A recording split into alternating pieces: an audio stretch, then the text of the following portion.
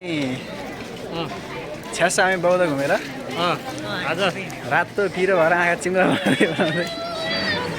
हुँदैछौँ होइन। बौद्ध चाहिँ यस्तो छ।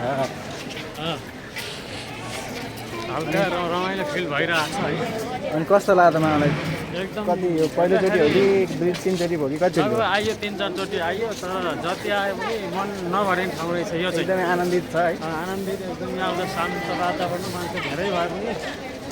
अनि हाम्रो कान्छो पहिलोचोटि कतिचोटि?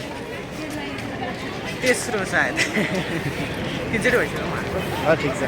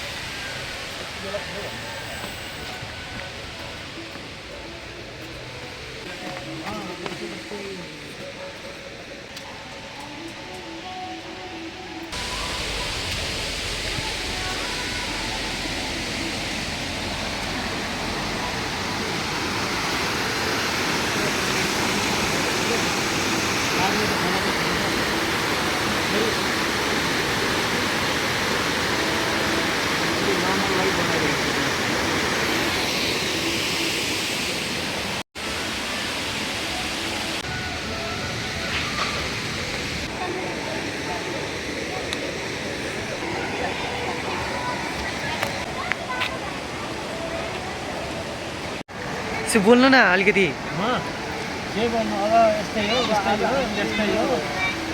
गोपिनीले त होइन, गोपिनीले त कृष्ण कथामा हो।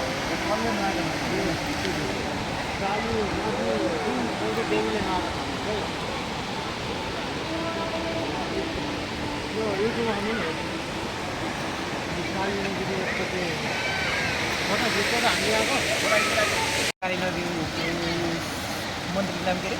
साली नदी श्री स्वस्थानी श्रीस्तानी मन्दिरमा छ खाएर यहाँ चाहिँ वातावरण चाहिँ मलाई एकदमै राम्रो लाग्यो। म पहिला कहिले पनि आएको थिइनँ यहाँ चाहिँ।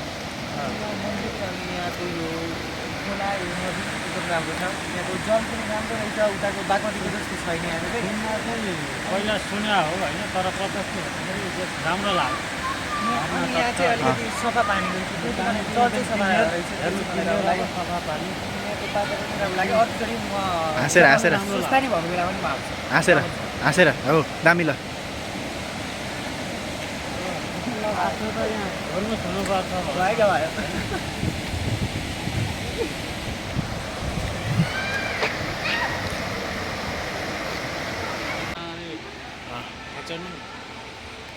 गोपेहरू गोपिनीहरू यता गोपेहरू।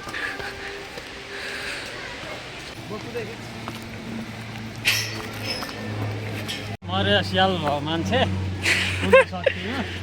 अरे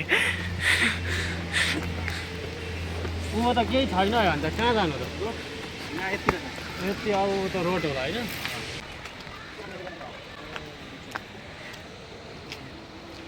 नदीमा साली हेर्न आएको दुईवटा सालाहरू।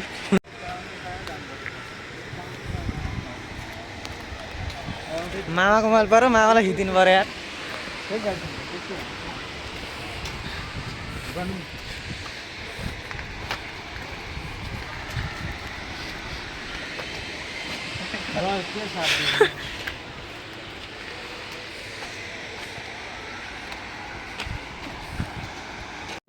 अहिले हामी चाहिँ गोमाको चाहिँ कुटी यता, अनि त्यहाँ जान्छ कुटीमा। गोमाको कुटी यहाँ ढोका छ।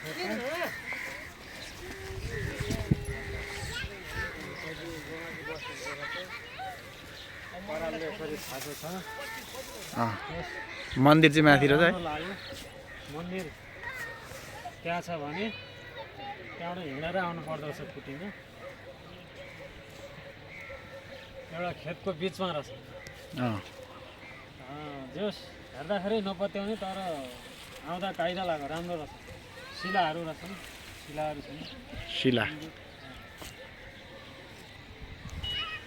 लु जाम हामी जमा भनेर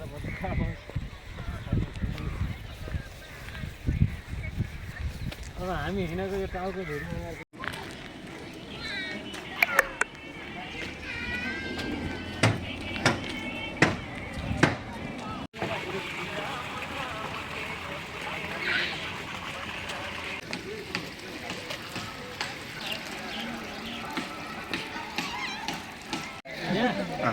पारक चाहिँ यहाँ आइरहँदा मलाई चाहिँ यस्तो फिल भयो कि यो कुनै नेपालमा नभएर यो विदेशमा चाहिँ घुम्दाखेरि त्यो ठाउँ मैले देखेको थिएँ तर वास्तवमा यहाँ आएर हेर्दा त्यो फिल भयो मलाई एउटा फिल आयो मूर्ति हेर्नु अब यो बनाएको डिजाइन हेर्नु उनीहरूको उयो हेर्नु बाहिर ठाउँ राम्रो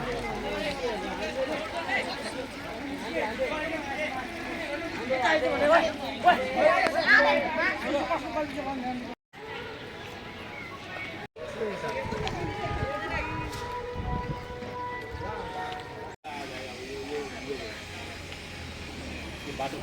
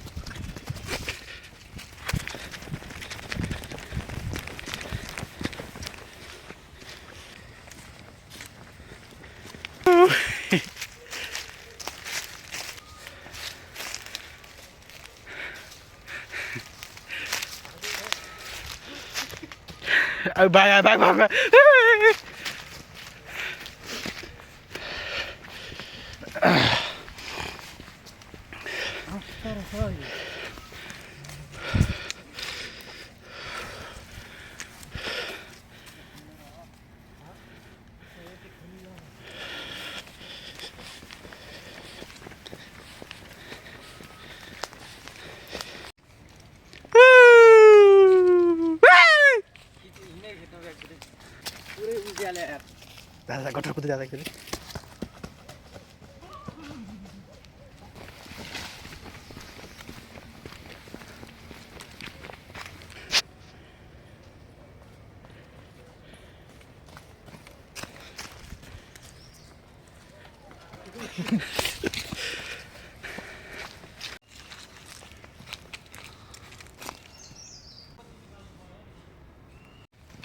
जा